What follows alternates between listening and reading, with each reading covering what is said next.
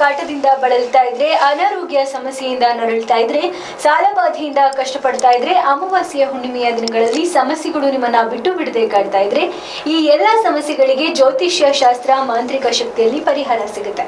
ಇಷ್ಟೆಲ್ಲ ಪರಿಹಾರ ನೀಡುವ ವಿಶೇಷ ಕಾರ್ಯಕ್ರಮ ಗುರು ಪರಂಪರೆಗೆ ಸ್ವಾಗತ. ನಾನು ವೀಣಾ.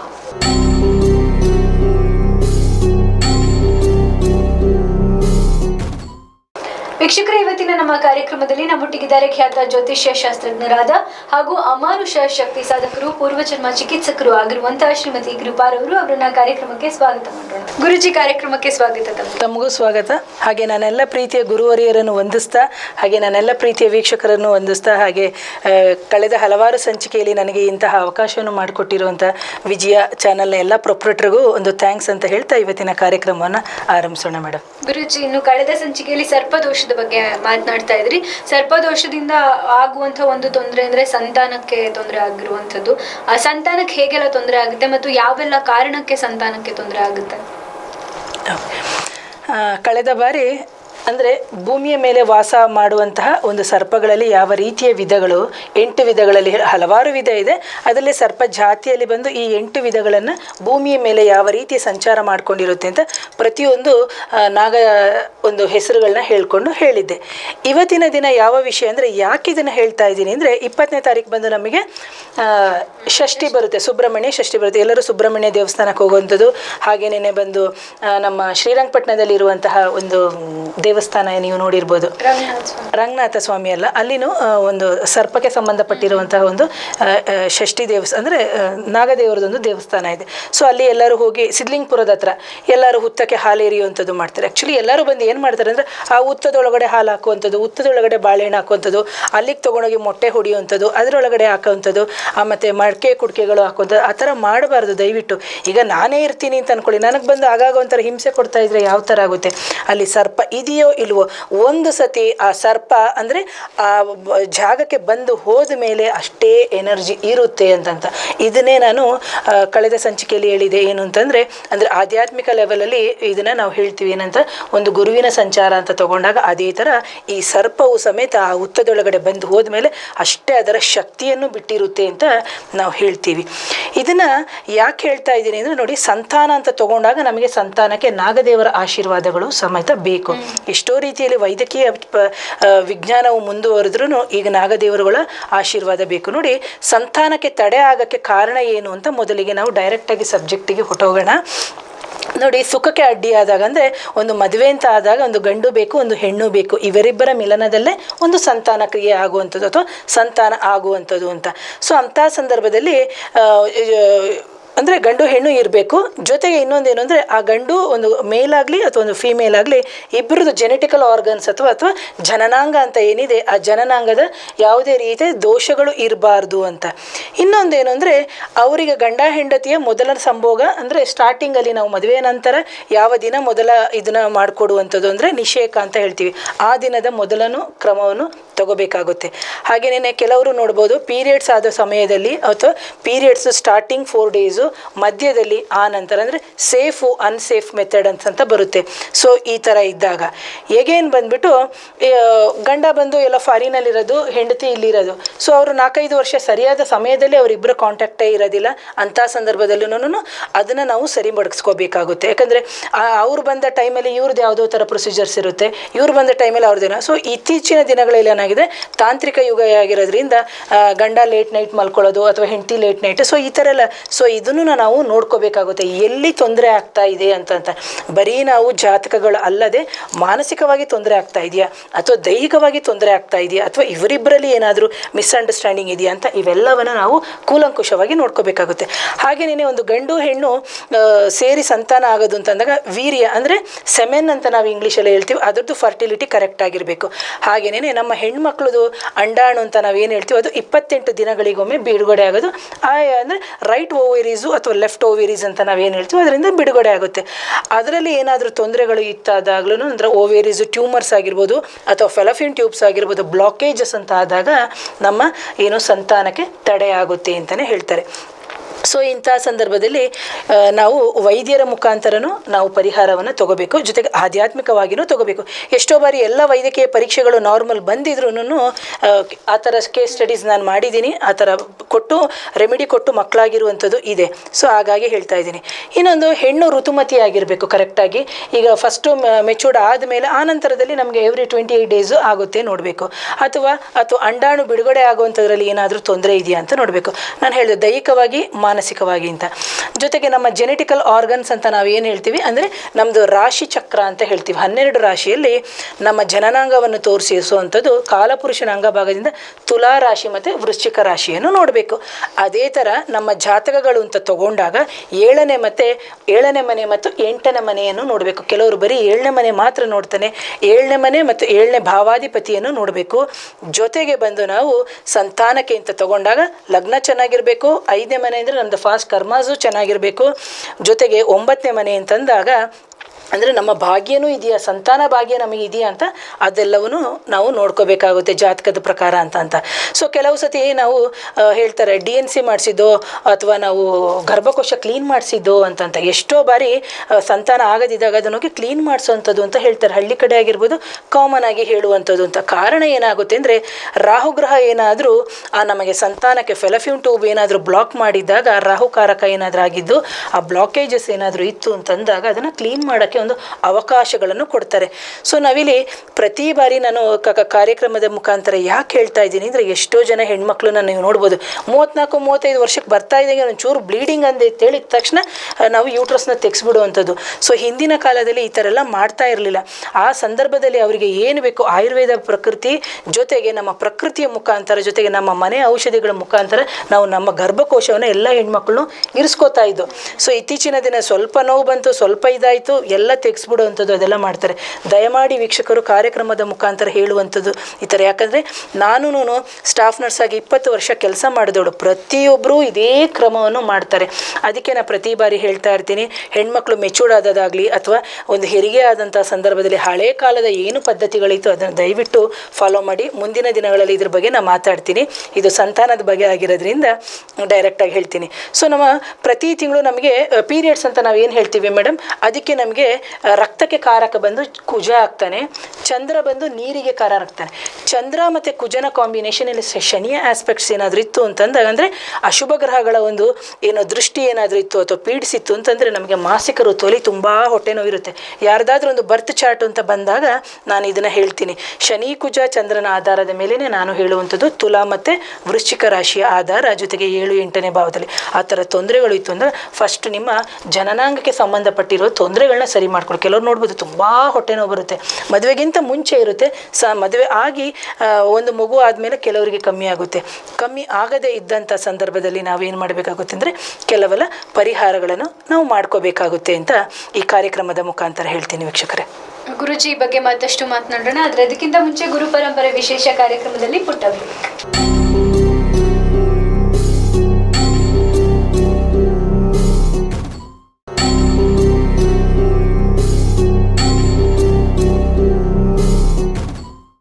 ಬ್ರೇಕ್ನ ನಂತರ ಗುರು ಪರಂಪರೆ ವಿಶೇಷ ಕಾರ್ಯಕ್ರಮಕ್ಕೆ ಮತ್ತೆ ಸ್ವಾಗತ. ವೀಕ್ಷಕರೇ, ನೀವು ಕೂಡ ಗುರುಜಿಯವರನ್ನ ನೇರವಾಗಿ ಭೇಟಿ ಮಾಡಬೇಕು ಅಂತ ಇಚ್ಛೆ ಇದ್ದಲ್ಲಿ, ಜೊತೆಗೆ ಅವರ ತರಗತಿಗಳನ್ನ ಅಟೆಂಡ್ ಮಾಡಬೇಕು ಅಂತ ಇಚ್ಛೆ ಇದ್ದಲ್ಲಿ ಟಿವಿ ಸ್ಕ್ರೀನ್ ಮೇಲೆ ಡಿಸ್ಪ್ಲೇ ಆಗ್ತಿರುವಂತಹ ಅಡ್ರೆಸ್ಗೆ ಹೋಗಿ ಭೇಟಿ ಮಾಡಬಹುದು. ಈ ಕಾರ್ಯಕ್ರಮವನ್ನ ಮಿಸ್ ಮಾಡ್ಕೊಂಡಿದ್ದಲ್ಲಿ ಯೂಟ್ಯೂಬ್ಗೆ ಹೋಗಿ ವೀಕ್ಷಿಸಬಹುದು.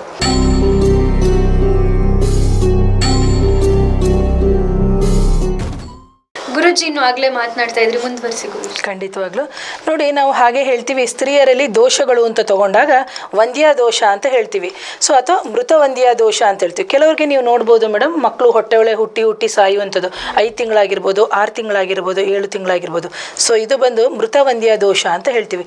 ಇನ್ನೊಂದು ಜನ್ಮ ವಂದ್ಯಾ ದೋಷ ಅಂತ ಹೇಳ್ತೀವಿ, ಅಂದರೆ ಸಂತಾನ ಆಗದೇ ಇರುವಂಥದ್ದು ಅಂತ ಹೇಳ್ತೀವಿ. 3ನೇದು ಬಂದು ಕಾಕವಂದ್ಯ ದೋಷ ಅಂತಂದರೆ ಒಂದು ಸಂತಾನ ಆಗಿರುತ್ತೆ, ಆ ನಂತರ ಕೆಲವರಿಗೆ ಸಂತಾನ ಆಗೋದೇ ಇಲ್ಲ. ಈಗ ಒಂದು ಮಗು ಆಗಿರುತ್ತೆ, ಆಮೇಲೆ ಮಗುನೇ ಆಗೋದಿಲ್ಲ. ಸೊ ಅಂಥ ಸಂದರ್ಭದಲ್ಲಿ ನಾವು ನೋಡಬೇಕಾಗುತ್ತೆ ಕಾಕವಂದ್ಯ ದೋಷ ಯಾಕಾಯಿತು, ಜನ್ಮವಂದ್ಯ ದೋಷ ಯಾಕಾಯಿತು, ಅಥವಾ ಮೃತವಂದ್ಯ ದೋಷಗಳು ಯಾಕಾಯಿತು ಅಂತ. ಇದಲ್ಲದೇ ನಾವೇನು ಮಾಡ್ತೀನಿ ಅಂತಂದರೆ, ನಾನು ಚಾರ್ಟ್ ಅನಲೈಸ್ ಮಾಡ್ಕೊಂಡು ಹೇಳೋದು ಯಾವ ಥರ ಸಂತಾನಕ್ಕೆ ಅಂತ ಬಂದಾಗ, ಗುರುಶಾಪಗಳೇನಾದರೂ ಇದೆಯಾ? ಗುರುಶಾಪ ವೆರಿ ಡೇಂಜರ್ ಅಂತಲೇ ಹೇಳ್ತೀನಿ. ಯಾಕಂದರೆ ಅದರಿಂದ ಎಷ್ಟೋ ನೋವುಗಳನ್ನ ತುಂಬ ಯಾಕಂದರೆ ನಮಗೆ ಸಂತಾನಕ್ಕೆ ಕಾರಕ ಬಂದು ಗುರುವೇ ಆಗ್ತಾರೆ. ಸೊ ಹಾಗಾಗಿ ಸಂತಾನಕ್ಕೆ ಕಾರಕನಾಗಿರುವಂಥ ಗುರುವಿನ ಶಾಪ ಏನಾದರೂ ಇದೆಯಾ ಅಂತ ನೋಡಬೇಕು. ಜೊತೆಗೆ ಪ್ರೇತ ಶಾಪ ಇದೆಯಾ ಅಂತ ನೋಡಬೇಕು. ಯಾಕಂದರೆ ನಮಗೆ ಗತಿಸಿ ಹೋಗಿರುವಂತಹ ಎಷ್ಟೋ ಆತ್ಮಗಳು ಸಂಚಾರ ಆಗ್ತಾ ಇದ್ರೆ ಕೆಲವರು ಶಾಪ ಇರುತ್ತೆ, ಹಾಗೆ ವಂಶಕ್ಕೆ ಸಂಬಂಧಪಟ್ಟಿರುವಂಥ ಶಾಪಗಳಿರುತ್ತೆ. ಸೊ ಅದನ್ನು ನೋಡ್ತೀವಿ. ಜೊತೆಗೆ ನಾನು ನನ್ನ ಹಿಂದಿನ ಕಾರ್ಯಕ್ರಮದಲ್ಲಿ ಹೇಳಿದೆ, ನಾಗದೋಷ ಇರ್ಬೋದು, ನಾಗ ಶಾಪಗಳಿರ್ಬೋದು. ಸೊ ಅದನ್ನು ನಾವು ನೋಡಬೇಕಾಗುತ್ತೆ. ಹಾಗೆ ನಮ್ಮ ತಾತ ಮುತ್ತಾತದಿರೋ ಅಥವಾ 7 ತಲೆಮಾರೆಯ ಶಾಪಗಳು ಅಂತ ನಾವೇನು ಹೇಳ್ತೀವಿ, ಸೊ ಕೆಲವೆಲ್ಲ ಇವನು ನಮಗೆ ಬಾಧಿಸುತ್ತಂತೆ. ಇದಲ್ಲದೇ ನಾವು ಮಾಂತ್ರಿಕ ಬಾಧೆಗಳು ಅಂತ ಹೇಳ್ತೀವಿ. ಯಾಕಂದರೆ ಒಬ್ಬೊಂದು ಸಂತಾನ ಇವೆಲ್ಲವನ್ನೂ ಇಲ್ಲದೆ ಇದ್ದಾಗ ಯಾರಾದರೂ ಮಾಂತ್ರಿಕರು ಏನಾದರೂ ಗರ್ಭಕ್ಕೆ ಕಟ್ಟು ಹಾಕಿದರೆ ಅಥವಾ ಆ ವ್ಯಕ್ತಿಯ ಗರ್ಭಕ್ಕೆ ಏನಾದರೂ ತಡೆ ಮಾಡಿದರೆ ಖಂಡಿತವಾಗ್ಲೂ ಸಂತಾನಕ್ಕೆ ದೋಷ ಉಂಟಾಗುತ್ತೆ ಅಂತ. ಅದಲ್ಲದೆ ನಾವು ಚಾರ್ಟಲ್ಲಿ ನಾನು ನೋಡ್ತೀನಿ. ಯಾಕಂದರೆ ಸಂತಾನಕ್ಕೆ ಯೋಗ ಇದೆಯಾ ಈ ಜಾತಕರಿಗೆ, ಒಂದು ಜಾತಕ ಅಂತ ಬಂದಾಗ ಅಲ್ಲಿ ಹೆಣ್ಣು ಜಾತಕನೂ ತಗೋಬೇಕಾಗುತ್ತೆ, ಗಂಡು ಜಾತಕನೂ ತಗೋಬೇಕಾಗುತ್ತೆ. ಯಾಕಂದರೆ ಸಂತಾನಕ್ಕೆ ನಾವು ಒಬ್ಬರಿಂದ ಮಾತ್ರ ನಾವು ಅನಲೈಸ್ ಮಾಡಬಾರ್ದು, ಇಬ್ಬರ ಜಾತಕವನ್ನು ನಾವು ನೋಡಬೇಕಾಗುತ್ತೆ. ಹಾಗೆ ಸಂತಾನಕ್ಕೆ ಯೋಗ ಇದೆಯಾ ಅಂತ ನೋಡಬೇಕು. ಈ ಸಂತಾನಕ್ಕೆ ಯೋಗ ಇದೆಯಾ ಅಂತ ಅನ್ಬೇಕಾದ್ರೆ ಅಲ್ಪ ಸಂತಾನನ ಅಂದರೆ 1 ಸಂತಾನನ, 2 ಸಂತಾನನ, ಅಥವಾ ಬಹು ಸಂತಾನ ಇದೆಯಾ, ಅಥವಾ ಈ ಸಂತಾನ ಆದಮೇಲೆ ವಂಶ ನಾಶ ಆಗುತ್ತಾ, ಅಥವಾ ಕೆಲವೊಂದು ಸಂತಾನ ಆದಮೇಲೆ ಅಭಿವೃದ್ಧಿ ಆಗುತ್ತಾ ಅಂತ ಈ ಥರ ಎಲ್ಲನೂ ಇರುತ್ತೆ. ಇದೆಲ್ಲವನ್ನು ನಾವು ನಮ್ಮ ಬರ್ತ್ ಚಾರ್ಟ್ ಮೇಲೇನೂ ನಾವು ಅನಲೈಸ್ ಮಾಡಿ ಹೇಳುವಂಥದ್ದು ಅಂತ. ಹಾಗೆಯೇ ಅಕಸ್ಮಾತ್ ಬರ್ತ್ ಚಾರ್ಟ್ ಇಲ್ಲದೆ ಇದ್ದಂಥ ಸಂದರ್ಭದಲ್ಲಿ ನಾವು ಪ್ರಶ್ನಾಶಾಸ್ತ್ರಕ್ಕೂ ಹೋಗ್ತೀವಿ. ಇದೇ ಥರ ಕವಡೆ ಶಾಸ್ತ್ರಗಳಾಗಿರ್ಬೋದು, ಅಥವಾ ಟ್ಯಾರೆಟ್ ಕಾರ್ಡ್ ರೀಡಿಂಗ್ ಅಂತ ಹೇಳ್ತೀವಿ. ಸೊ ಹಲವಾರು ವಿಧಗಳಿದೆ. ಅಥವಾ ಕೆಲವರು ಯಾವುದೇ ರೀತಿಯ ಒಂದು ಏನು ಹೇಳ್ತೀವಿ ಪುಸ್ತಕಗಳ ಆಧಾರ ಇಲ್ಲದೆ ಕೆಲವೊಬ್ಬರು ಅವರವರ ಇಂಟ್ಯೂಷನ್ ಮೇಲೇ ಹೇಳ್ಕೊಂಡು ಹೋಗ್ತಾ ಇರ್ತಾರೆ. ಇದೆಲ್ಲ ಮಾಡ್ತಾ ಇದ್ದಿದ್ದು ನಮ್ಮ ಸಿದ್ಧರುಗಳು ಮಾಡ್ತಾ ಇದ್ದಿದ್ದು ಅವರವರ ಇಂಟ್ಯೂಷನಲ್ಲಿ ಅವರ ಕುಲದೇವತಾ ಅವರ ಏನು ಕಾಸ್ಮಿಕ್ ಎನರ್ಜಿ ಅಂತ ಏನಿತ್ತು ಅದರ ಆಧಾರದ ಮೇಲೆ ಅವರ ಚಕ್ರಗಳನ್ನ ಒಂದು ಆಕ್ಟಿವೇಟ್ ಮಾಡಿಕೊಂಡು ಅವರು ಹೇಳ್ತಾ ಇದ್ದಿದ್ದಂತ. ಹಾಗಾಗಿ ಯಾರಾದರೂ ಈ ಕಾರ್ಯಕ್ರಮದ ಮುಖಾಂತರ ಸಂತಾನಕ್ಕೆ ತೊಂದರೆಗಳಾಗ್ತಿದ್ದು, ಟೆಸ್ಟು ಬೇಬಿ ಹೋಗಿರ್ಬೋದು, ಅಥವಾ ಏನು ಮಗು ನಾನು ಹೇಳಿದೆ ಹುಟ್ಟಿ ಸಾಯುವಂಥದ್ದು, ಅಥವಾ ಕೆಲವೆಲ್ಲ ಗರ್ಭದಲ್ಲೇ ಹುಟ್ಟು ಸತ್ತು ಹೋಗುವಂಥದ್ದು, ಅಥವಾ 8 ತಿಂಗಳಾಗಿರುತ್ತೆ ಅಥವಾ 9 ತಿಂಗಳಾಗಿರುತ್ತೆ, ಡೆಲಿವರಿ ಆಗುತ್ತೆ, ಸಿಸೇರಿಯನ್ ಆಗುತ್ತೆ, ಮಗು ಸತ್ತು ಹೋಗ್ಬಿಡುತ್ತೆ. ಸೊ ಅದನ್ನು ನೋಡಬೇಕು. ಅದಕ್ಕೆ ಸಂತಾನಕ್ಕೆ ಕಾರಕ ನಾವು ಗುರುನ ಮಾತ್ರ ತಗೊಳ್ಳೋದಲ್ಲ, ಬರೀ ಬೇರೆ ಎಲ್ಲ ಗ್ರಹಗಳನ್ನ ನಾವು ನೋಡ್ತೀವಿ. ಯಾಕಂದರೆ ವಂಶನಾಶ ಅಂತ ನಾವು ಹೇಳ್ತೇವೆ. ಒಂದು ಮಗು ಸತ್ತ ಮೇಲೆ ಇದು ವಂಶನಾಶ ಆದಂಗೆ.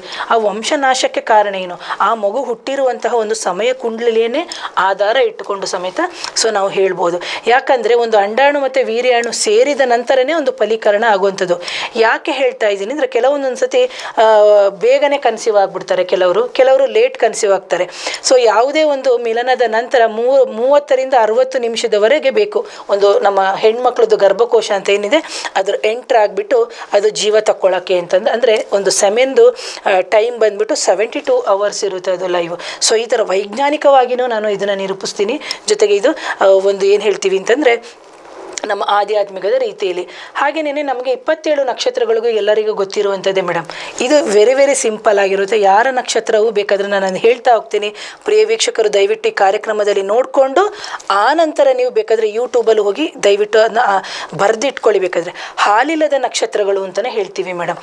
ಹಾಲಿಲ್ಲದ ನಕ್ಷತ್ರಗಳು ಅಂತಂದಾಗ 27 ನಕ್ಷತ್ರದಲ್ಲಿ ಅಶ್ವಿನಿ ನಕ್ಷತ್ರ, ಭರಣಿ ನಕ್ಷತ್ರ, ಮೃಗಶಿರ ನಕ್ಷತ್ರ, ಪುನರ್ವಸು ನಕ್ಷತ್ರ, ಆರಿದ್ರ ನಕ್ಷತ್ರ, ಚಿತ್ತಾ ನಕ್ಷತ್ರ, ಅನುರಾಧ ನಕ್ಷತ್ರ, ವಿಶಾಖ ನಕ್ಷತ್ರ, ಸ್ವಾತಿ ನಕ್ಷತ್ರ, ಧನಿಷ್ಠ, ಶತಾಭಿಷ, ಉತ್ತರಾಭಾದ್ರ, ಇದಿಷ್ಟು ನಕ್ಷತ್ರಗಳಿಗೆ ಹಾಲಿಲ್ಲದ ನಕ್ಷತ್ರ ಅಂತೀವಿ. ಯಾಕೆ ಅಂದರೆ 27 ನಕ್ಷತ್ರಗಳಿಗೂ ಒಂದೊಂದು ಮರಗಳನ್ನು ಕೊಟ್ಟಿದ್ದಾರೆ. ಅದಕ್ಕೆ ಹಾಲಿರುವ ಮರಗಳೇ ಬೇರೆ, ಹಾಲಿಲ್ಲದ ಮರಗಳೇ ಬೇರೆ ಅಂತ ಹೇಳ್ತೀವಿ. ಹಾಗೆಯೇ ನಾವು ನೋಡಬೇಕು ಲಗ್ನಸ್ಥಿತ ನಕ್ಷತ್ರ ಯಾವುದಾಗಿರುತ್ತೆ, ಅಥವಾ ಲಗ್ನಾಧಿಪತಿ ಸ್ಥಿತ ನಕ್ಷತ್ರ ಆಗಿರುತ್ತೆ, ಚಂದ್ರಸ್ಥಿತ ನಕ್ಷತ್ರ ಯಾವುದಾಗಿರುತ್ತೆ, ಅಥವಾ ಇವೆಲ್ಲವನ್ನು ನೋಡಿಕೊಂಡು ನಾವು ಸಂತಾನಕ್ಕೆ ತೊಂದರೆ ಇದೆಯಾ ಇಲ್ವಾ ಅಂತಲೇ ಹೇಳಬೇಕು. ನಾನು ಹೇಳಿದೆ ಈಗ ಹಾಲಿಲ್ಲದ ನಕ್ಷತ್ರಗಳು ಅಂತ. ಈ ಹಾಲಿಲ್ಲದ ನಕ್ಷತ್ರಗಳಲ್ಲಿ ನಮ್ಮ ನಕ್ಷತ್ರಗಳು ಏನಾದರೂ ಇತ್ತು ಅಂದರೆ, ಹಾಗೇನೇ ಲಗ್ನ ನಿಂತ ನಕ್ಷತ್ರ, ಚಂದ್ರ ನಿಂತ ನಕ್ಷತ್ರ, ಅಥವಾ ನಮ್ಮ 7, 8, 5ನೇ ಭಾವ, 9ನೇ ಭಾವಾಧಿಪತಿ ಏನಾದರೂ ಇಂಥ ನಕ್ಷತ್ರಗಳಲ್ಲಿ ಏನಾದರೂ ಸ್ಥಿತರಾಗಿದ್ದರೆ, ಅಥವಾ ಗಂಡು ಜಾತಕ ಆಗಿರ್ಬೋದು, ಇದು ಹೆಣ್ಣು ಜಾತಕ ಆಗಿರ್ಬೋದು, ಇಬ್ಬರ ಜಾತಕನೂ ನಾವು ನೋಡಿದಾಗ ಈ ಥರದಲ್ಲಿ ಏನಾದರೂ ಇತ್ತು ಅಂದರೆ ಅವರಿಗೆ ಸಂತಾನಕ್ಕೆ ತಡೆ ಆಗುತ್ತೆ ಅಥವಾ ಸಂತಾನಕ್ಕೆ ತೊಂದರೆಗಳಾಗುತ್ತೆ. ಈಗ ನೀವು ಕೆಲವರು ಈ ಥರ ನಕ್ಷತ್ರಗಳಿದ್ದು ಕೆಲವರು ಟ್ರೀಟ್ಮೆಂಟ್ ತೊಗೊಂಡಿರ್ತಾರೆ, ನೀವು ನೋಡ್ಬೋದು 1 ವರ್ಷ 2 ವರ್ಷ ಟ್ರೀಟ್ಮೆಂಟ್ಗಳು ತೊಗೊಂಡು ಅವರಿಗೆ ಒಂದು ಸಂತಾನ ಆಗುವಂಥದ್ದು. ನೋಡಿ, ನಮ್ಮ ಋಷಿಮುನಿಗಳು ಎಷ್ಟು ಚೆನ್ನಾಗಿ ಆ ಕಾಲದಲ್ಲೇ ಮಾಡಿಕೊಟ್ಬಿಟ್ಟಿದ್ದಾರೆ. ಈಗ ಒಂದು ಹೆಣ್ಣು ಋತುಮತಿ ಆದ ತಕ್ಷಣವೇ ನಾವೇನಾದರೂ ಹಾಲಿಲ್ಲದ ನಕ್ಷತ್ರದಲ್ಲಿ ಏನಾದರೂ ಅವಳು ಋತುಮತಿ ಆಯಿತು ಅಂದರೆ ಅವಳ ಸಂತಾನ ಮುಂದಿನ ದಿನದಲ್ಲಿ ಡಿಲೇ ಆಗ್ತದೆ. ಅಥವಾ ಒಂದು ಟ್ರೀಟ್ಮೆಂಟ್ ತೊಗೊಂಡೋ, ಅಥವಾ ಅದಕ್ಕೇ ಅವರು ಹೇಳಿರ್ತಾರೆ ಜನ್ಮವಂದ್ಯ ದೋಷ ಅಥವಾ ಕಾಕವಂದ್ಯ ದೋಷ, ಅಥವಾ ವೃತವಂದ್ಯ ದೋಷ ಅಂತಲೇ ಇದೆಲ್ಲವೂ ವಿಷಯಗಳು ಬರುವಂಥದ್ದು ಪ್ರಿಯ ವೀಕ್ಷಕರೇ. ಹಾಗಾಗಿ ಯಾರಾದರೂ ಹಾಲಿಲ್ಲದ ನಕ್ಷತ್ರದಲ್ಲಿ ಇಂಥ ನಕ್ಷತ್ರದವ್ರು ಏನಾದರೂ ಇತ್ತು ಅಂತಂದರೆ ದಯಮಾಡಿ ನಾವು ಹಿಂದಿನ ಕಾಲದಲ್ಲಿ ಆಯುರ್ವೇದ ಟ್ರೀಟ್ಮೆಂಟ್ ಅಂತ ಕೊಡ್ತಾಯಿದ್ರು, ಪುಂಸವನ ಅಂತ ಹೇಳ್ತಾಯಿದ್ರು. ಆಯುರ್ವೇದದಲ್ಲಿ ಜೊತೆಗೆ ನಸ್ಯಕರ್ಮ ಅಂತ ಹೇಳ್ತೀವಿ. ನಮ್ಮದು ಇಡಾನಾಡಿ ಮತ್ತು ಪಿಂಗಳ ನಾಡಿಯಿಂದ ಸುಷುಮ್ನ ನಾಡಿಯನ್ನು ಆ್ಯಕ್ಟಿವೇಟ್ ಮಾಡಿಕೊಂಡು ನಮಗೆ ಅಲ್ಲಿ ಮೂಗಿಗೆ ಡ್ರಾಪ್ಸ್ ಹಾಕ್ತಾರೆ. ನಸ್ಯಕರ್ಮ ಅಂತ ಮಾಡಿ ಬೆಳಿಗ್ಗೆ ಖಾಲಿ ಹೊಟ್ಟೆಯಲ್ಲೇ ಎದ್ದು ಒಂದು ಪಂಚಕರ್ಮ ಅಂತ ಹೇಳ್ತಾರೆ. ಪಂಚ ಅಂದರೆ 5 ಅಂತ ಹೇಳ್ಕೊಂಡು, ಅಂದರೆ ನಮ್ಮ ದೇಹಕ್ಕೆ ಮಾಡುವಂಥದ್ದು, ಅಂದರೆ ವಾತ, ಪಿತ್ತ, ಕಫ, ಅಗ್ನಿ ಇದೇನಿದೆ ಇವೆಲ್ಲವೂ ಸಮತೋಲನದಲ್ಲಿ ಇಟ್ಕೊಂಡಾಗ ನಮ್ಮ ದೇಹವು ಕರೆಕ್ಟಾಗಿರುತ್ತೆ ಅಂತ. ನಾನು ಹಿಂದಿನ ಸಂಚಿಕೆಯಲ್ಲಿ ಹೇಳಿದೆ, ನಮಗೆ ತಾಪತ್ರಯ ಬರೋದು 3 ಕಾರಣಗಳಿಂದ ಅಂತ. ಅದೇ ಥರ ಆದಿ ಬೌದ್ಧಿಕ ಆಗಿರ್ಬೋದು, ಆಧ್ಯಾತ್ಮಿಕ ಆಗಿರ್ಬೋದು, ಇವೆಲ್ಲವನ್ನು ನಾವು ನೋಡಿಕೊಂಡು ಮುಂದುವರಿಯಬೇಕಾಗುತ್ತೆ ಅಂತ ಈ ಕಾರ್ಯಕ್ರಮದ ಮುಖಾಂತರ ಹೇಳ್ತೀನಿ ಪ್ರಿಯ ವೀಕ್ಷಕರೇ. ಗುರುಜಿ, ಮತ್ತಷ್ಟು ಮಾಹಿತಿಯನ್ನು ಪಡ್ಕೊಳ್ತೀನಿ. ಆದರೆ ಅದಕ್ಕಿಂತ ಮುಂಚೆ ಗುರು ಪರಂಪರೆ ವಿಶೇಷ ಕಾರ್ಯಕ್ರಮದಲ್ಲಿ ಪುಟ್ಟ ಬ್ರೇಕ್.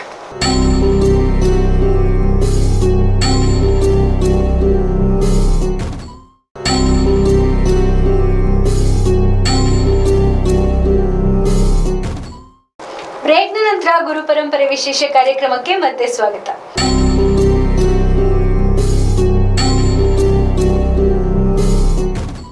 ಗುರುಜಿ, ಇನ್ನು ಸಂತಾನಕ್ಕೆ ಸಂಬಂಧಪಟ್ಟಂತೆ ಗಂಡಸರಲ್ಲಿ ಯಾವ ರೀತಿ ತೊಂದರೆಗಳು ಕಾಣಿಸ್ಕೊಳ್ಳುತ್ತೆ?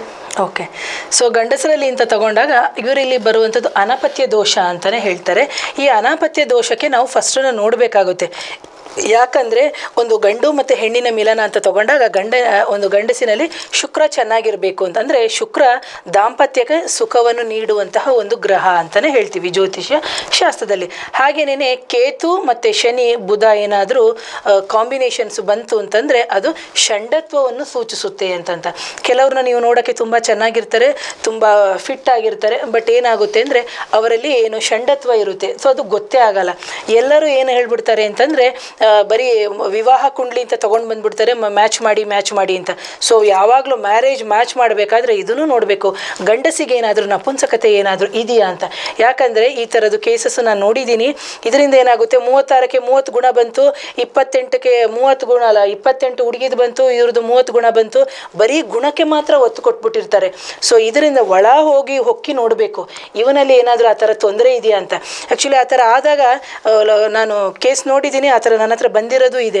ಅಂತಹ ಸಂದರ್ಭದಲ್ಲಿ ಏನಾಗುತ್ತೆ ಅಂದರೆ ಗಂಡಸಿಗೆ ಏನಾದರೂ ಜನನಾಂಗ ತೊಂದರೆ ಇತ್ತು ಅಥವಾ ನಾವು ಹೇಳ್ತೀವಿ ಎಜೆಕ್ಷನ್ ಪ್ರಾಬ್ಲಮ್ ಇತ್ತು ಅಂತಂದಾಗ ಗೊತ್ತೇ ಆಗಲ್ಲ, ಹೇಳ್ಕೊಳ್ಳೋದು ಇಲ್ಲ, ಅಥವಾ ಮದುವೆನೂ ಮಾಡ್ತಾರೆ, ಕೊನೆಗೆ ಡೈವರ್ಸ್ಗೆ ಹೋಗುತ್ತೆ. ಆ ಸಮಯದಲ್ಲಿ ಏನಾಗುತ್ತೆ, ಹೆಣ್ಣು ಮಕ್ಕಳ ಮೇಲೇ ಹಾಕ್ಬಿಡ್ತಾರೆ.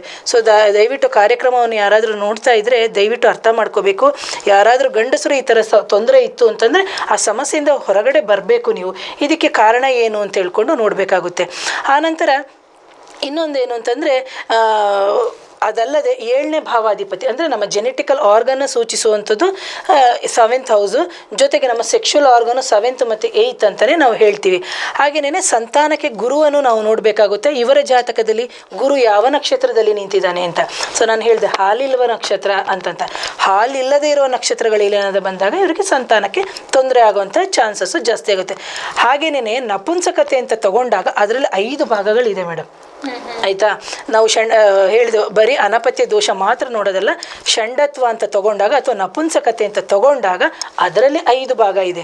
ಸೊ ಕೆಲವು ಅದರಲ್ಲಿ ಮೊದಲು ಬಂದು ಆಸ್ಯಕ ಅಂತ ಹೇಳ್ತೀವಿ, ಎರಡನೇದು ಬಂದು ಸೌಗಂಧಿಕ ಅಂತ, ಮೂರನೇದು ಬಂದು ಕುಂಭಿಕ ಅಂತ, ಹಾಗೆ 4ನೇದು ಅಂತ ಬಂದಾಗ ಈಶ್ಯಕ ಅಂತ, 5ನೇದು ಬಂದು ಷಂಡಕ ಅಂತ ಹೇಳ್ಬಿಟ್ಟು ಇದೆಲ್ಲವನ್ನು ನಾವು ಕೂಲಂಕುಷವಾಗಿ ನೋಡಬೇಕಾಗುತ್ತೆ. ಯಾರ್ದೊಂದೊಂದು ಚಾರ್ಟ್ ಬಂತು ಅಂತ ಸಂದರ್ಭದಲ್ಲಿ. ಈಗ ಕೆಲವು ಜಾತಕದಲ್ಲಿ ಏನಾಗುತ್ತೆ ಅಂತಂದರೆ, ಈಗ ಶುಕ್ರ ಬಂದು ವೀರ್ಯಕಾರಕ. ಯಾಕಂದರೆ ನಮ್ಮ ಸಪ್ತ ಧಾತುಗಳಲ್ಲಿ ಹೇಳ್ತೀವಿ ರೂಪ, ರಸ, ಗಂಧ, ಅದೆಲ್ಲ ಮಜ್ಜೆ, ಅಸ್ಥಿ ಅದೆಲ್ಲ ಕೊನೆಗೆ ನಮ್ಮ ದೇಹದಲ್ಲಿ ಕೊನೆಗೆ ಬರುವಂಥದ್ದು ಶುಕ್ರ ಕೊನೆಯಲ್ಲಿ ಬರುವಂಥದ್ದು ಅಂತಂದ. ಈ ಶುಕ್ರ ಏನಾದರೂ ರವಿ ಜೊತೆ ಇತ್ತು ಅಂತಂದಾಗ ಕೆಲವ್ರು ಚಾರ್ಟಲ್ಲಿ ನಾನು ಅನಲೈಸ್ ಮಾಡಿದಂಗೆ ಏನಂದರೆ ಬೇಗ ಡಿಸ್ಚಾರ್ಜ್ ಆಗುವಂಥದ್ದು ಅಂತ. ಅದೇ ಶುಕ್ರ ಶನಿ ಕಾಂಬಿನೇಷನ್ ಹತ್ರ 7 ಮತ್ತು 8ರಲ್ಲಿ ಇದನ್ನು ಡೀಪಾಗಿ ಹೋಗಿ ನೋಡುವಂಥದ್ದು. ಸೊ ಅಂತಹ ಸಂದರ್ಭದಲ್ಲಿ ಶನಿಯ ಕಾಂಬಿನೇಷನ್ ಏನಾದರೂ ಇತ್ತು ಅಂತಂದ ಸಂದರ್ಭದಲ್ಲಿ ಆ ವೀರ್ಯ ತುಂಬ ಗಟ್ಟಿಯಾಗಿ ಹೋಗುವಂಥದ್ದು ಅಂತ ಇರುತ್ತೆ. ಅದೇ ಕೇತು ಸಂಪರ್ಕ ಇತ್ತು ಅಂತಂದಾಗ ಆ ವೀರ್ಯಾಣು ಅಂತ ನಾವು ಹೇಳ್ತೀವಿ, ಗಂಡಸರಿನ ಸೆಮೆನ್ ಅಂತ ನಾವು ಏನು ಹೇಳ್ತೀವಿ, ಆ ವೀರ್ಯಾಣುಗೆ ಭಾಗ ಕಟ್ಟಾಗುವಂಥದ್ದು ಅಂತಂತ. ಅದೇ ರಾಹು ರಿಲೇಟೆಡ್ ಬಂತು ಅಂತಂದಾಗ ಇದು ಶಿರಛೇದನ ಆಗಿರುತ್ತೆ ಅಂತ. ಸೊ ಈ ಥರ ಎಲ್ಲ ಡೆಪ್ತ್ ಆಗಿರುತ್ತೆ. ಕೆಲವರಿಗೆ ಸೆಮೆನ್ ಹೊರಗಡೆ ಬರುತ್ತೆ, ಬಟ್ ಅದರಲ್ಲಿ ಎಷ್ಟು ಮೊಟಾಲಿಟಿ ಅಂದರೆ ಅದರಲ್ಲಿ ಎಷ್ಟು ಸ್ಟ್ರೆಂತ್ ಇದೆ ಅಂತ ಗೊತ್ತಿರಲ್ಲ. ಸೊ ಇದನ್ನು ತೊಗೊಂಡು ಹೋಗ್ಬಿಟ್ಟು ನಾವು ಸೆಮೆನ್ ಅನಲೈಸಿಸ್ ಅಂತ ಹೇಳ್ಬಿಟ್ಟು ವೈದ್ಯಕೀಯ ಪರೀಕ್ಷೆಯಲ್ಲಿ ನಾವು ಮಾಡಿಸ್ತೀವಿ. ಆ ವೈದ್ಯಕೀಯ ಪರೀಕ್ಷೆಯಲ್ಲಿ ಅವ್ರು ಹೇಳ್ತಾರೆ ನಿಮಗೆ ಶಿರಛೇದನ ಆಗ್ತಾ ಇದೆ ಯಾವುದು ಸೆಮೆನ್ದು ಅಂತ ಹೇಳ್ತಾರೆ. ನೀವು ನೋಡ್ಬೋದು ಅದೊಂಥರ ಹೆಡ್ಡು ಇರುತ್ತೆ, ಒಂಚೂರು ಹೀಗೆ ಬಂದು ಟೈಲ್ ಥರ ಇರುತ್ತೆ. ಅದನ್ನು ನೀವು ಚಿತ್ರದಲ್ಲಿ ಬೇಕಾದರೆ ನೋಡ್ಬೋದು ವೀಕ್ಷಕರು ಸೆಮೆನ್ದು. ಸೊ ಅಂತಹ ಸಂದರ್ಭದಲ್ಲಿ ಹೆಡ್ ಟೈಲ್ ಕಟ್ಟಾಗ್ತಾ ಇದೆ ಅಂತ ಸಂದರ್ಭದಲ್ಲಿ ನಮಗೆ ವಂಶವಾಹಿನಿ ದೋಷಗಳು ಇರುತ್ತೆ. ಸೊ ಅದರ ಪ್ರಕಾರವಾಗಿ ನಾವು ಟ್ರೀಟ್ಮೆಂಟ್ನ ತಗೋಬೇಕಾಗುತ್ತೆ. ಸೊ ಯಾಕಂದರೆ ಇದಕ್ಕೆ ನಾನು ಇದು ಕೇಸಸ್ನ ತಗೊಂಡಿರೋದು, ಹಾಗಾಗಿ ಇದು ನನ್ನ ಸ್ಟಡೀಸಲ್ಲಿ ನಾನು ಹೇಳ್ತಾ ಇದ್ದೀನಿ ಅಂತ. ಹಿಂದಿನ ಕಾಲದಲ್ಲಿ ನೋಡಿ ದಶರಥ ಮಹಾರಾಜ ತನ್ನ ಸಂತಾನವನ್ನು ಪಡೀಬೇಕು ಅಂದರೆ ಪುತ್ರ ಕಾಮಿಷ್ಟಿ ಯಾಗವನ್ನು ಮಾಡಿ ಒಂದು ಸಂತಾನವನ್ನು ಪಡೆದಿರುವಂಥದ್ದು ಅಂತ ಹೇಳ್ಬಿಡ್ತಾರೆ. ಏನು ಯಾಗ ಮಾಡಿದ ತಕ್ಷಣ ಅಥವಾ ಹುತ್ತ ಸುತ್ತಿದ ತಕ್ಷಣ ಅಥವಾ ದೇವತಾ ಇದು ಸುತ್ತಿದ ತಕ್ಷಣ, ಅರಳಿ ಮರ ಸುತ್ತಿದ ತಕ್ಷಣ ಸಂತಾನ ಆಗುತ್ತಾ ಅಂತ. ಖಂಡಿತವಾಗ್ಲೂ ಆಗುತ್ತೆ ಪ್ರಿಯ ವೀಕ್ಷಕರೇ. ಗೌಪ್ಯವಾಗಿ ಇಟ್ಕೋಬೇಕು, ನಂಬಿಕೆ ಇಟ್ಕೋಬೇಕು. ನೋಡಿ ದಶರಥ ಮಹಾರಾಜ ಮಾಡಿಸಿರುವಂಥ ಪಾಯಸದಲ್ಲಿ ಹೇಳ್ತಾರೆ ಏನಂತ, ಅದಕ್ಕೆ ಬಾದಾಮಿ, ಗೋಡಂಬಿ, ಉದ್ದು ಇವೆಲ್ಲ ಹಾಕಿ ಆ ಪಾಯಸವನ್ನು ಸೇವಿಸಿದ ನಂತರ ಅವನ ವೀರ್ಯಾಣುವಿನಿಂದ ಬಂದಂತಹ ಮಕ್ಕಳ ಜನನ ಅಂತೇಳ್ಬಿಟ್ಟು ನಮಗೆ ಯಾವುದು ರಾಮಾಯಣದಲ್ಲಿ ಕತೆ ಬರುತ್ತೆ. ಅದೇ ಥರನೇ ಯಾವಾಗ ಈ ಗಂಡಸಿನ ವೀರ್ಯಾಣುವಿನಲ್ಲಿ ಒಂದು ಫಲವತ್ತೆ ಇಲ್ಲದಿರುವಂಥ ಸಂದರ್ಭದಲ್ಲಿ ಶುಕ್ರ ವೃದ್ಧಿಯಾಗಲು ಅಂದರೆ ಶುಕ್ರ ಬಂದು ನಾವು ಏನು ಹೇಳ್ತೀವಿ ಸೆಮೆನ್ನಿಗೆ ಕಾರಕನಾಗ್ತಾನೆ. ಸೊ ಅಂತಹ ಸಂದರ್ಭದಲ್ಲಿ ವೃದ್ಧಿಯಾಗಕ್ಕೆ ಅಂತೇಳ್ಬಿಟ್ಟು ಉದ್ದು, ಹಾಲು, ಸಕ್ಕರೆ, ಬಾದಾಮಿ, ಗೋಡಂಬಿ ಇಂತಹ ಒಂದು ಆಹಾರವನ್ನು ಸೇವಿಸೋಕ್ಕೆ ಹೇಳ್ತಾರೆ. ಸೊ ಇಂಥ ಆಹಾರವನ್ನು ಸೇವಿಸಬೇಕಾಗುತ್ತೆ. ಬರೀ ವೈದ್ಯಕೀಯ ಚಿಕಿತ್ಸೆಗಳು ಮಾತ್ರ ಅಲ್ಲದೆ ಹಾಗೇನೇ ನಮ್ಮ ಆಯುರ್ವೇದ ರಿಲೇಟೆಡು ಅಂದರೆ ಆಯುರ್ವೇದದಲ್ಲಿ ಬಂದಾಗ ನಾವೇನು ಮಾಡ್ತಾರೆ, ಕೆಲವೆಲ್ಲ ಗ್ರ್ಯಾನ್ಯೂಲ್ಸ್ ಬರುತ್ತೆ, ಒಂದು ಕ್ರಿಸ್ಟಲ್ಸ್ ಥರ ಎಲ್ಲ ಬರುತ್ತೆ, ಆ ಪೌಡ್ರ್ಗಳನ್ನೆಲ್ಲ ಹಾಕಿಬಿಟ್ಟು ಕುಡಿಲಿಕ್ಕೆ ಕೊಡ್ತಾರೆ. ಸೊ ಈ ಥರ ಪರಿಸ್ಥಿತಿಯಲ್ಲೂ ನೀವು ಅದನ್ನು ಸರಿ ಮಾಡ್ಕೋಬೇಕು ಅಂತ ನಾನು ಹೇಳಿದೆ. 5 ನಪುಂಸಕತೆಯ ವಿಭಾಗಗಳು ಇದೆ ಅಂತಂತ. ಸೊ ಅದರಲ್ಲಿ ಬಂದು ಕೆಲವು ಆಪ್ರೇಷನ್ಗೆ ಹೋಗುತ್ತೆ. ಅಂದರೆ ಆ ಗಂಡಸಿನ ಟೆಸ್ಟೀಸ್ ಅಂತ ಏನು ಹೇಳ್ತೀವಿ ಅಥವಾ ವೃಷಣ ಅಂತ ಏನು ಹೇಳ್ತೀವಿ, ಅಲ್ಲಿಂದ ಪ್ರೊಡ್ಯೂಸ್ ಮಾಡಿದಾಗ ತೊಂದರೆಗಳು ಕೆಲವು ಸರಿಯಾಗಿ ಪ್ರೊಡ್ಯೂಸ್ ಆಗದೇ ಇರುವಂತಹ ಸಂದರ್ಭಗಳಿರುತ್ತೆ. ಅಂತಹ ಸಂದರ್ಭದಲ್ಲಿ ಕೆಲವೊಂದು ಸಣ್ಣ ಶಸ್ತ್ರಚಿಕಿತ್ಸೆಗೆ ಹೋಗಬೇಕಾಗುತ್ತೆ. ಆ ಶಸ್ತ್ರಚಿಕಿತ್ಸೆಯ ನಂತರ ಕೆಲವರಿಗೆ ಸಂತಾನ ಆಗುತ್ತೆ. ಹಾಗಾಗಿ ಯಾರಾದರೂ ಸಂತಾನ ದೋಷ ಇದ್ದು ವೈದ್ಯಕೀಯ ಚಿಕಿತ್ಸೆಗಳನ್ನು ಪಡೆದು ಸಂತಾನ ಆಗದಿದ್ದರೆ ಸೊ ಖಂಡಿತವಾಗ್ಲೂ ಕನ್ಸಲ್ಟೇಷನ್ ತಗೋಬೋದು. ಒಂದು. ಎರಡನೇದಾಗಿ ಯಾರಾದರೂ ನಾಗದೋಷ ಅಥವಾ ಸರ್ಪದೋಷಗಳು ಏನಾದರೂ ಇತ್ತು ಅಥವಾ ಬೇರೆ ಯಾವುದೇ ಮೆಡಿಕಲಿ ರಿಲೇಟೆಡ್ ಏನಾದರೂ ಪ್ರಾಬ್ಲಮ್ ಇದ್ರೂ ಕೆಲವೆಲ್ಲ ನಾನು ಅದೇ ಯಂತ್ರ ಮಂತ್ರ ತಂತ್ರಗಳಿಂದ ಸಂತಾನಕ್ಕೆ ಸಂಬಂಧಪಟ್ಟಿರುವಂಥ ಪರಿಹಾರಗಳನ್ನು ಕೊಡ್ತಾ ಇದ್ದೀನಿ. ಜೊತೆಗೆ ಟೆಸ್ಟು ಬೇಬೀಸು ಕೆಲವರು ಹೋಗ್ತಾರೆ. ಹೇಗೆ ಹೋಗ್ತಾರೆ ಅಂದರೆ ಟೆಸ್ಟು ಬೇಬಿಗೆ ಹೋಗಿ ಒಂದು 5 ಲಕ್ಷ 2 ಲಕ್ಷ 3 ಲಕ್ಷ ಕಳ್ಕೊಂಡು ಬಂದಿರೋರಿದೆ. ಅದಕ್ಕೆ ನಾನು ಪ್ರತಿ ಬಾರಿ ಹೇಳ್ತೀನಿ, ನಮ್ಮ ಚಂದ್ರ ನಿಂತ ನಕ್ಷತ್ರದ ಮೇಲೇ ಆಧಾರ ಆಗಿ, ಯಾಕಂದರೆ ನಾವು ಒಂದು ಹುಟ್ಟಬೇಕು ಅಂತಂದಾಗ ನಕ್ಷತ್ರ ಡಿಸೈಡ್ ಮಾಡಿರುತ್ತೆ ಮುಂದಿನ ದಶಾಭುಕ್ತಿನೇ ಇದೆ ಇವನಿಗೆ ಅಂತ.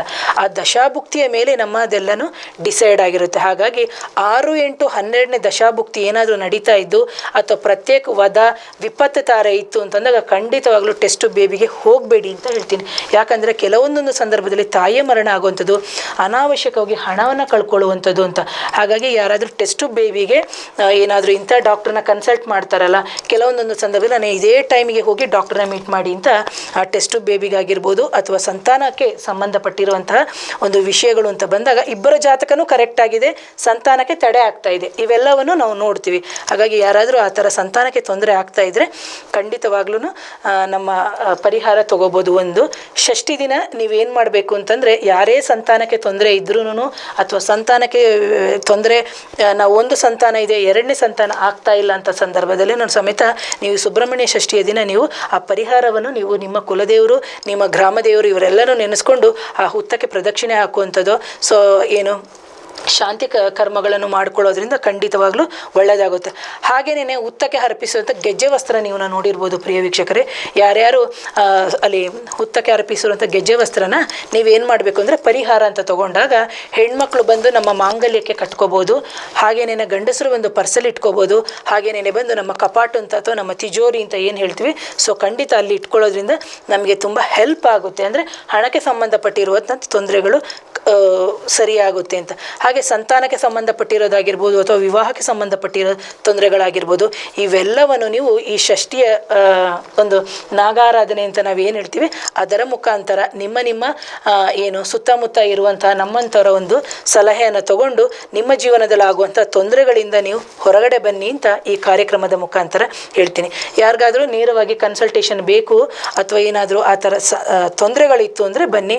ಹಾಗೆ ಮುಂದಿನ ದಿನಗಳಲ್ಲಿ ಆ ಹುತ್ತದು ನಾನು ಹೇಳಿದೆ ನಮ್ಮ ನಂಜನಗೂಡು ಗ್ರಾಮದಲ್ಲಿ ಗೊಳೂರಿನಲ್ಲಿ ಮಾಡುವಂಥ ಒಂದು ಪೂಜೆ ಅಂತ.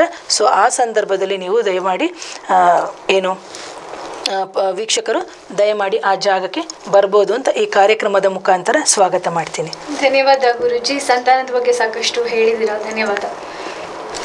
ಇದಾಗಿತ್ತು ಇವತ್ತಿನ ವಿಶೇಷ ಕಾರ್ಯಕ್ರಮ ಗುರು ಪರಂಪರೆ. ಮತ್ತೊಂದು ವಿಷಯದೊಂದಿಗೆ ಮುಂದಿನ ವಾರ ನಿಮ್ಮನ್ನ ಭೇಟಿ ಮಾಡ್ತೀನಿ. ಅಲ್ಲಿ ತನಕ ನೋಡ್ತಾ ಇರಿ ಶ್ರೀ ವಿಜಯ ನ್ಯೂಸ್ 24 ಕನ್ನಡ ವಾಹಿನಿ. ಇದು ನಂಬಿಕೆಯ ಪ್ರತಿಬಿಂಬ.